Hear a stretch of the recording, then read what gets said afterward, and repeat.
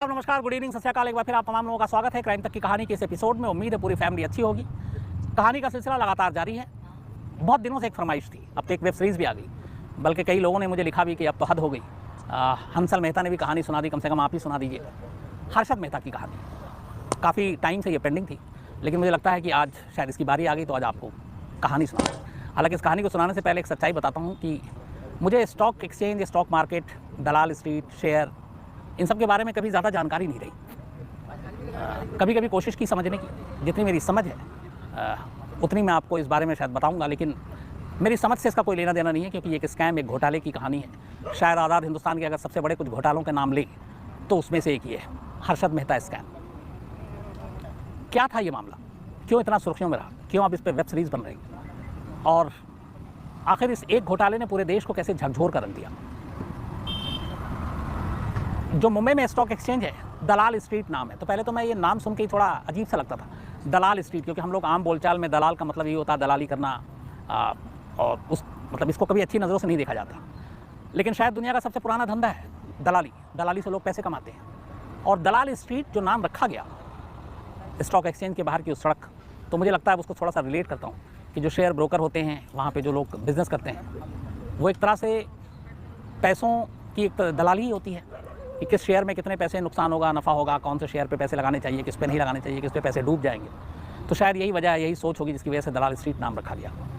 Share market शुरुआत में जो मुझे बताया गया था वो यही था कि एक लॉटरी, एक जुए की तरह है। इसमें और कई जो ऐड आता है उसमें आपने पढ़ा होगा कि ये जोखिम के अधीन है, मतलब इसमें जोखिम भरा होता है। आप जो पैसे लगा रहे हैं ज़रूरी नहीं आपके पैसे वापस मिले, डूब भी सकते हैं या आप बहुत कमा भी सकते हैं। तो एक रिस्क है, एक जुआ है शेयर मार्केट, मेरे हिसाब से।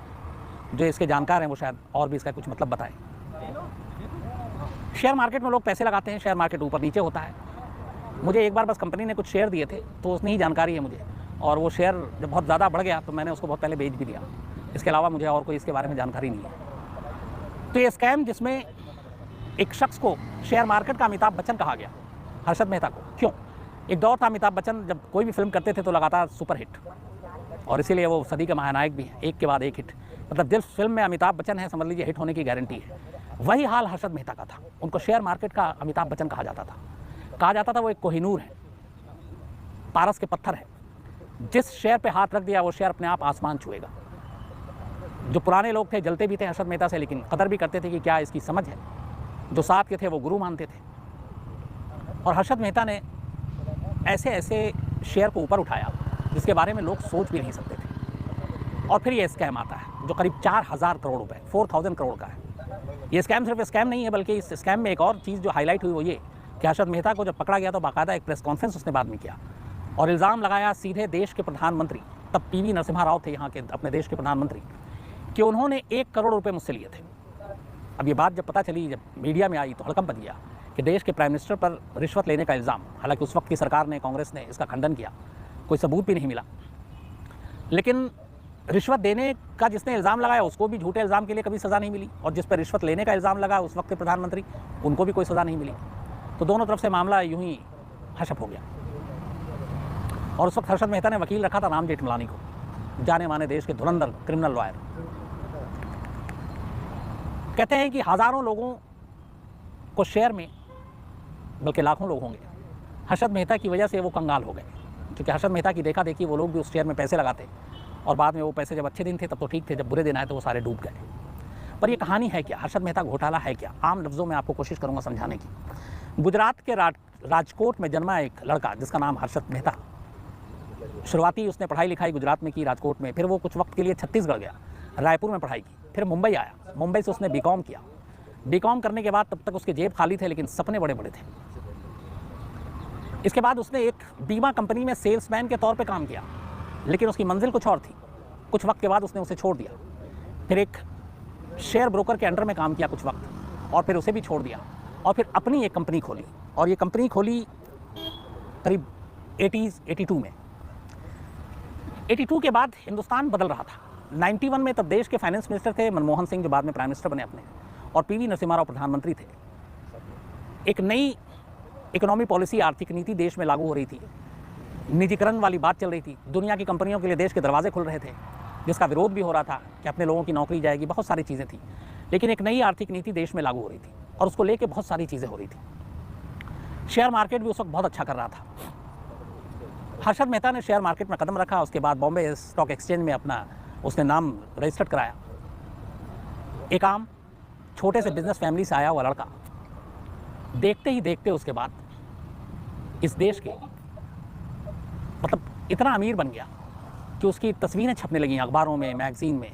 मुंबई में आलीशान घर, महंगी गाड़ियों के शौक, गाड़ियों के पूरे कन्वॉय के उसकी तस्वीरें छपती थी। लोग अचानक उससे रश खाते थे कि ये बंदा है क्या, क्या करता है, अचानक इतने पैसे कहाँ से आ रहे हैं, शेयर मार्केट में इतने पैसे लगा कहाँ से रहा है, जिसके पास कभी इतने पैसे नहीं थे। ये सारी चीज़ें चल रही थी।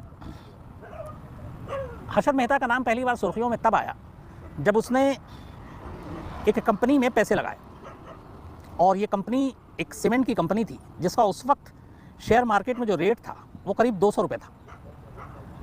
और 200 रुपये के उस कंपनी के शेयर को हर्षद मेहता ने जब हाथ लगाया और ख़रीदा, अचानक कुछ ही वक्त के बाद वो शेयर जो 200 रुपये का था वो करीब 9 हज़ार रुपये का हो गया शेयर। मतलब एक शेयर की कीमत जिसकी 200 रुपये थी वो 9 हज़ार की हो गई। लोग भी भौचक्के कि ये क्या हो रहा है। इसके बाद इसी तरीके से अलग अलग कंपनियों के जिस शेयर को हर्षद मेहता खरीदता वो शेयर आसमान छूने लगता।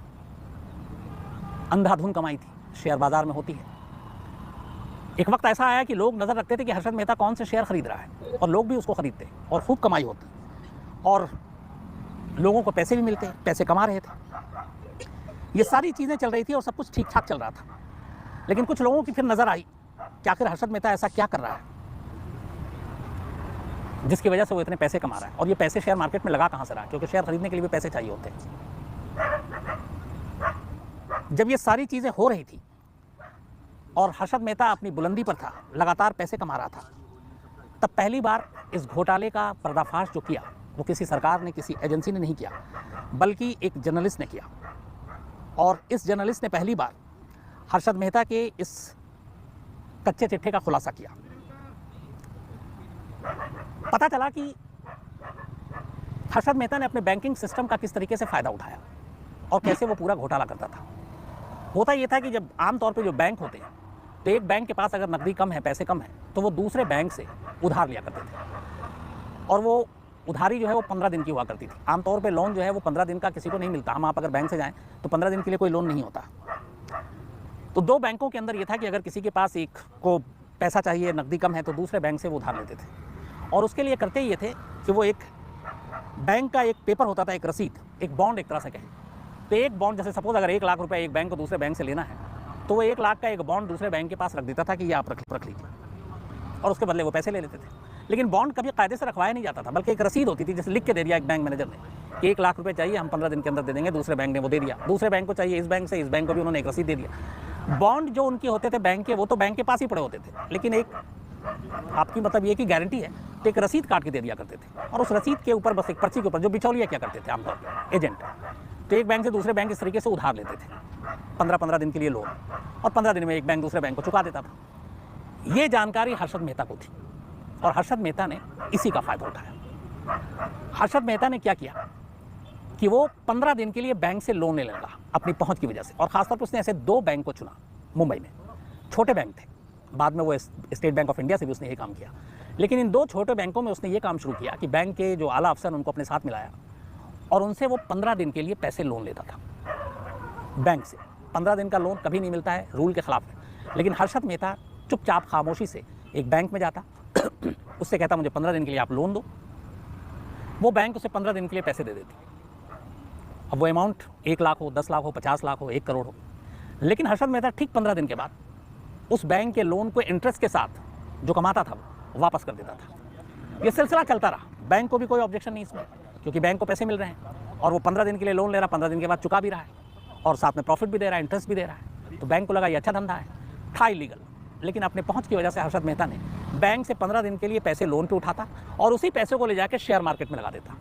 और जिस शेयर को वो खरीदता, एक तो उस वक्त आर्थिक नीति, सारी चीज़ें बदल रही थी, शेयर मार्केट ऊंचाई पर था, तो उसका फ़ायदा होना शुरू हो जाता। जैसे मैंने आपको बताया कि एक सीमेंट की कंपनी के 200 रुपये जिसकी कीमत थी शेयर की, वो अचानक हर्षद मेहता के खरीदने के बाद 9,000 तक पहुंच गई, तो 8800 रुपये एक शेयर पे प्रॉफिट हो गया।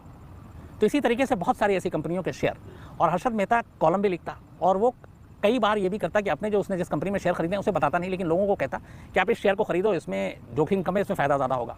हर्षद मेहता चूंकि इतना ज़्यादा कामयाब हो चुका था कि लोग उस पर भरोसा करते और उसके कहे अनुसार उन शेयर को खरीदते और उससे उनको प्रॉफिट भी होता। तो आंख बंद करके हर्षद मेहता पे लोगों ने भरोसा करना शुरू कर दिया। जो शेयर खरीदते थे वो हर्षद मेहता का इंतजार करते कि ये कब किस पे हाथ रखे उसी शेयर को खरीदेंगे और लोगों को फ़ायदा भी होता।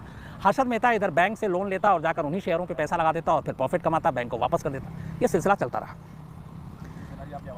अब ये सिलसिला जब चल रहा था तब तक किसी को कोई डाउट भी नहीं था कि ये मामला है क्या।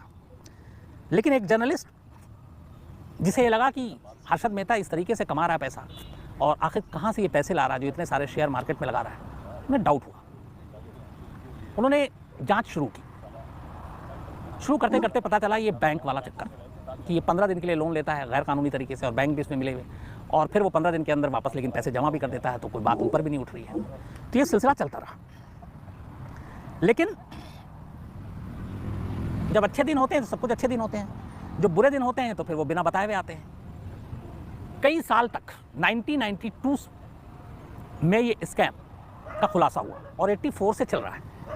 करोड़ों रुपए हर्षद मेहता कमा चुका है। एक स्कूटर पर चलने वाला शख्स, महंगी गाड़ियों का उसके पास काफिला है, मुंबई में सी फेस, अपना पेंट हाउस है, आलीशान घर है और बेइंतहा दौलत।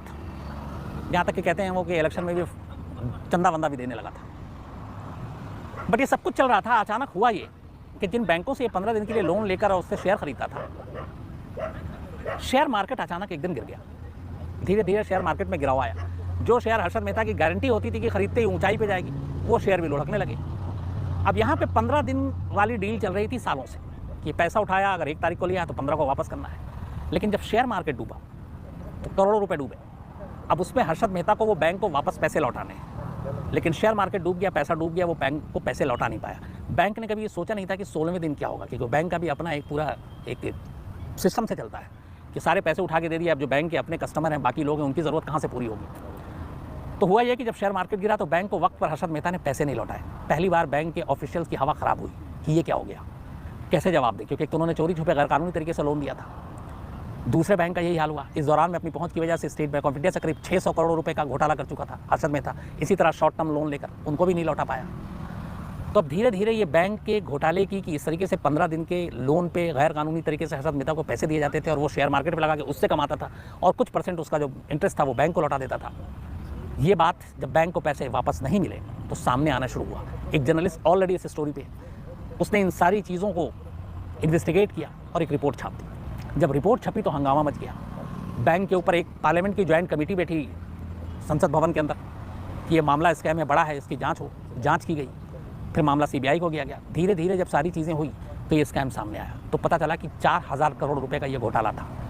बैंक से 15 दिन के लोन पर पैसे लेकर उसको शेयर मार्केट में अपने शेयर खरीदने के लिए लगाना, ये ऑलरेडी गलत था।